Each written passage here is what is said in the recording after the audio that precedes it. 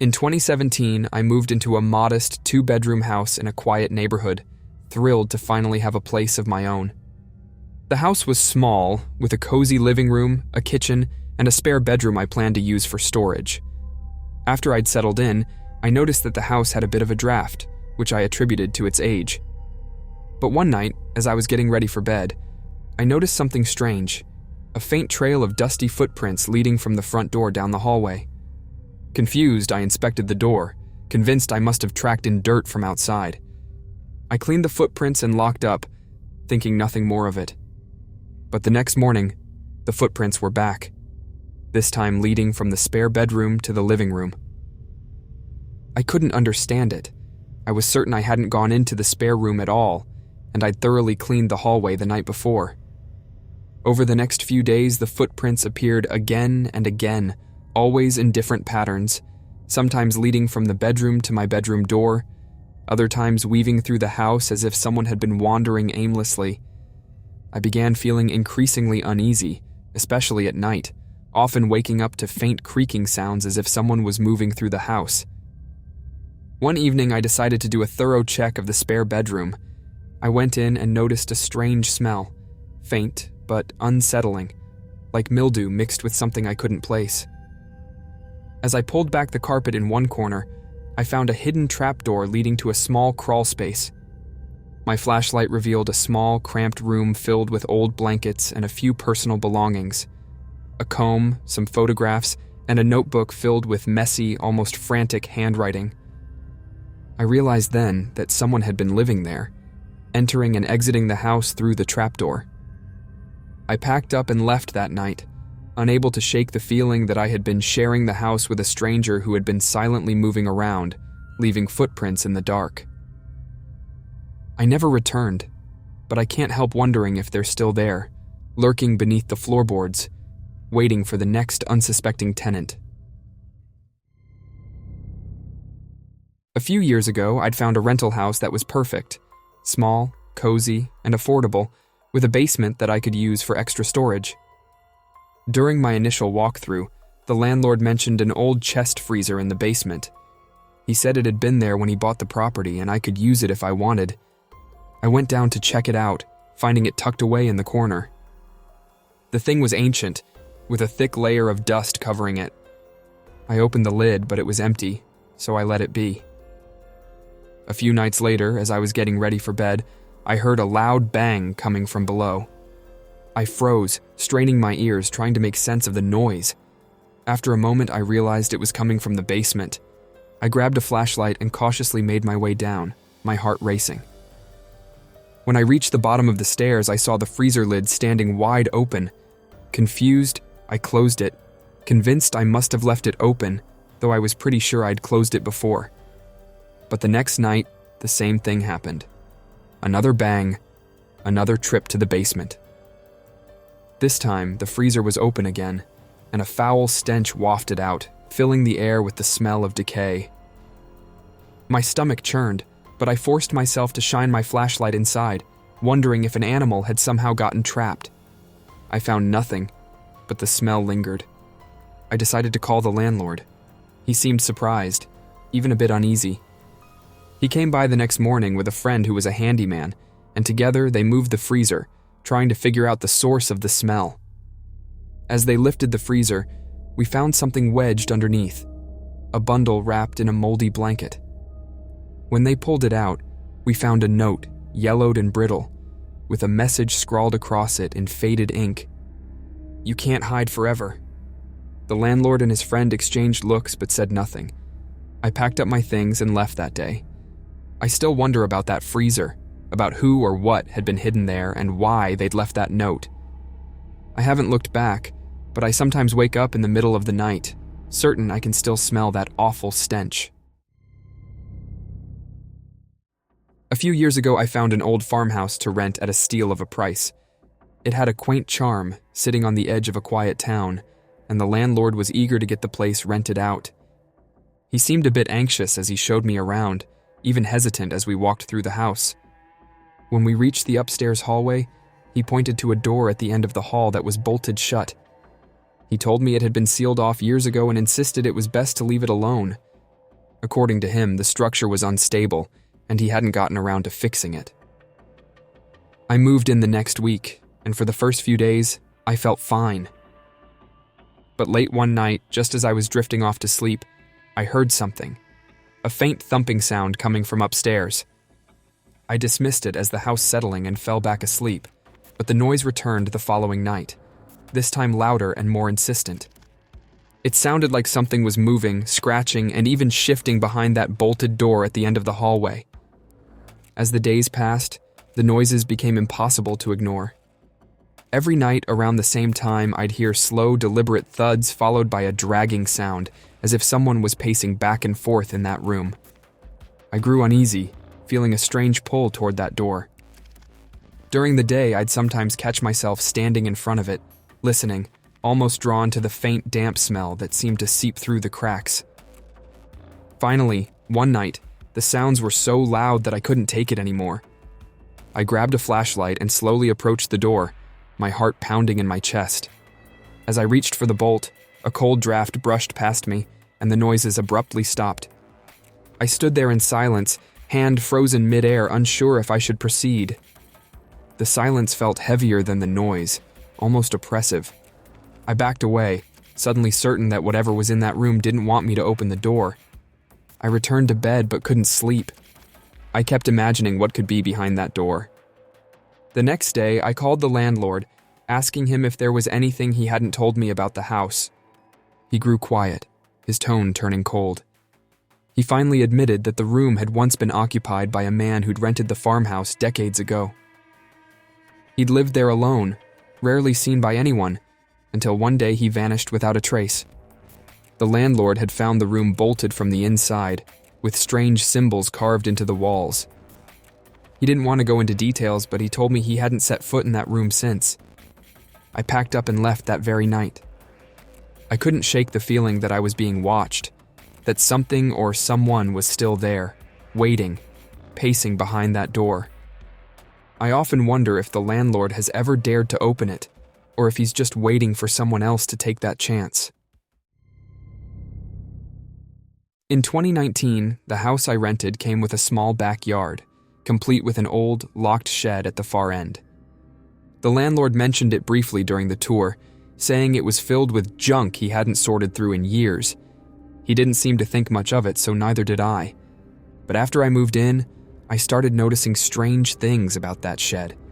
Occasionally, I'd catch a glimpse of movement through the dusty window, like someone was shifting around inside. One evening, just as I was getting ready to go to bed, I heard a loud thud from the direction of the backyard. I looked out the window to see the shed door trembling, as if someone was pulling on it from the inside, trying to break out. I stared, horrified, as the door continued to shake.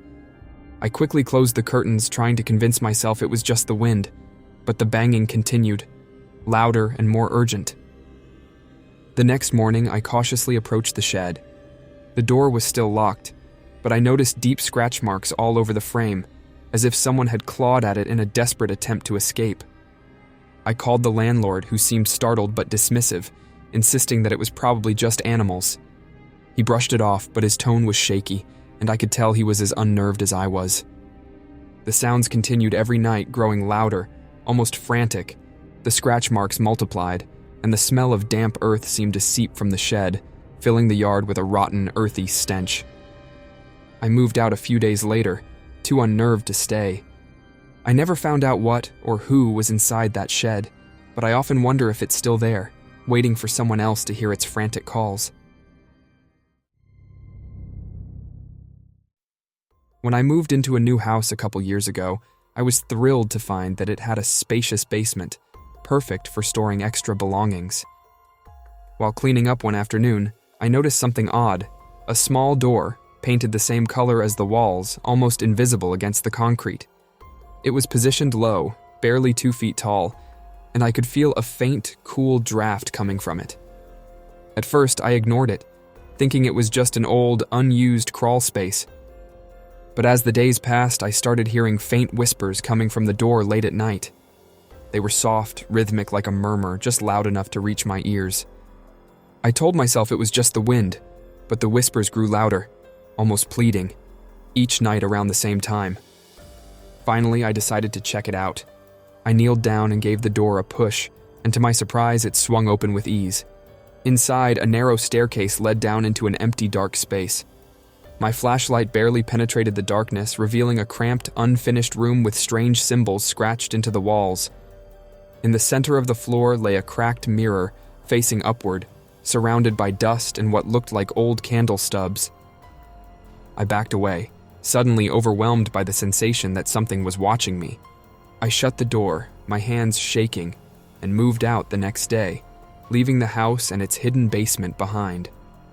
I don't know who or what had been behind that door, but I often wonder what I would have found if I'd ventured further, and whether it was still down there, waiting for someone else to stumble upon its dark secret.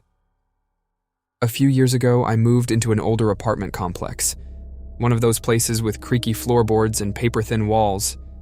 My unit was on the ground floor, and I liked that it was tucked away in a quiet corner of the building. During my first few nights, I noticed strange noises, whispers and faint scratching sounds coming from the walls. At first, I assumed it was just the sounds of my neighbors going about their lives. But over time, I realized the noises were coming from the other side of my bedroom wall, which bordered a storage closet that was supposed to be empty. One night, as I was lying in bed, I heard something peculiar. A low, rhythmic tapping that seemed to be moving from one end of the wall to the other, like someone was running their fingers along the inside. I got up, opened the closet, and pressed my ear against the wall.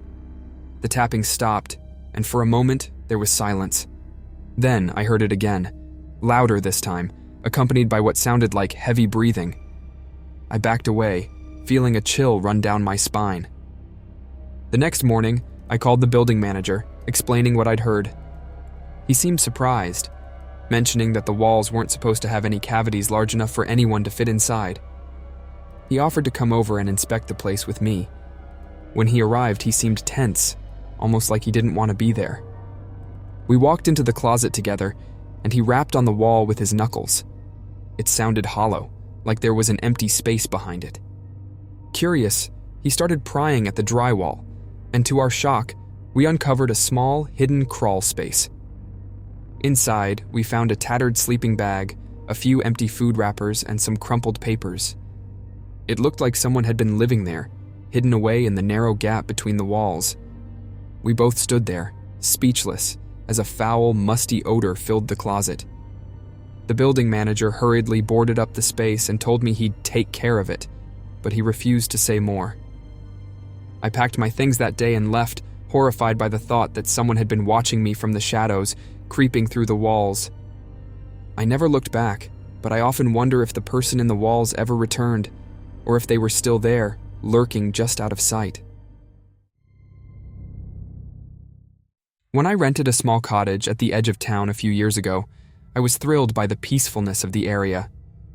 The cottage was charming, surrounded by tall trees and away from the noise of the city. It felt like the perfect escape, a place where I could finally get some much-needed quiet. But from the very first night, something felt off. Around midnight, I noticed a faint shadow outside my bedroom window. The curtains were thin, so I could just make out the silhouette of a man standing there, motionless, looking directly in. My heart raced, but when I got up to check, the shadow had vanished. I brushed it off as my imagination, maybe just a trick of the moonlight, and went back to bed. But the next night, the shadow returned, always around the same time, standing in the exact same spot.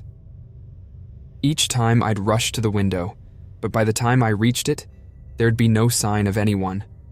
After a few nights, I started feeling paranoid, like someone was watching me even when the shadow wasn't there. Then, one evening, I came home to find muddy footprints leading from the edge of the forest to my bedroom window. They were large, with deep impressions in the soil, and they stopped directly beneath the window, as if someone had stood there for a long time. I followed the tracks back to the forest, but they disappeared among the trees. Shaken, I called the local police, who took a report but seemed unconcerned, insisting that it was probably just an animal or a prankster.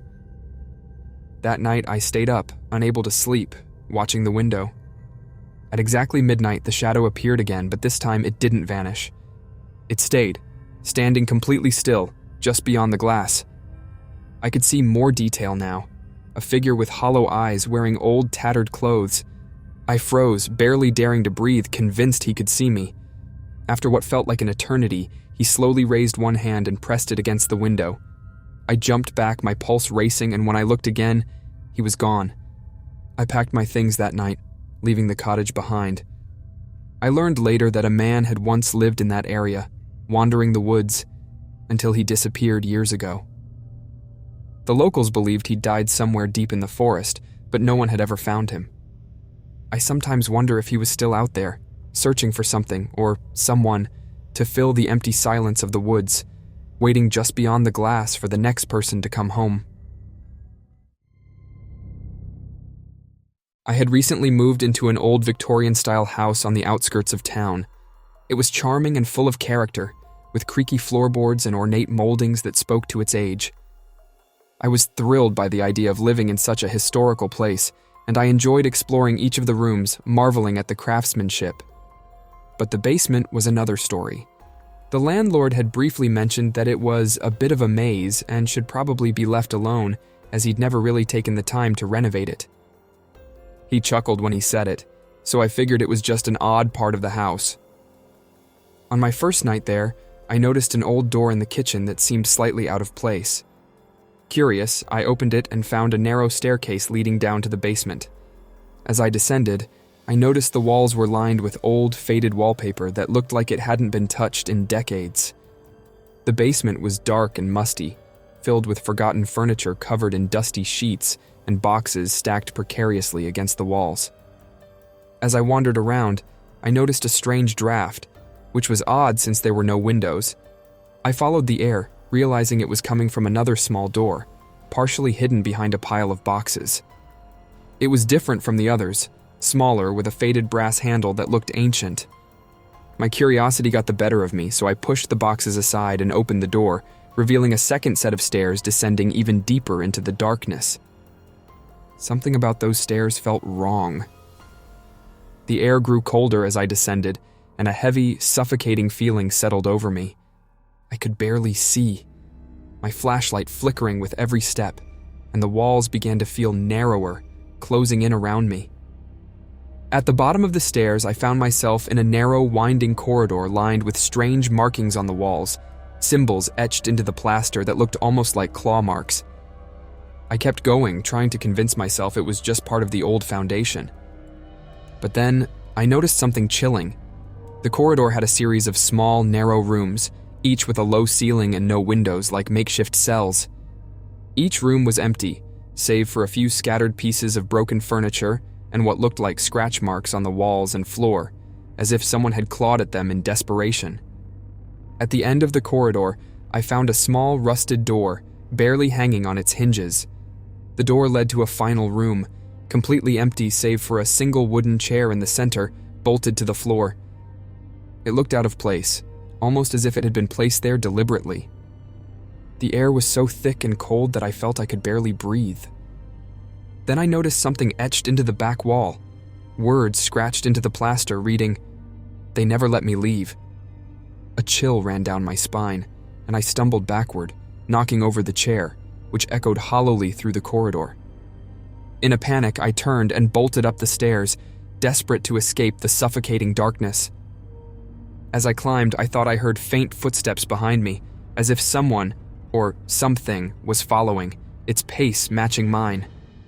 I burst through the door into the kitchen, slamming it shut behind me and pushing a heavy piece of furniture against it. That night, I barely slept, convinced I could hear faint whispers coming from the kitchen, the sound of something brushing against the door. The next morning, I packed my things and left, too unnerved to stay another night.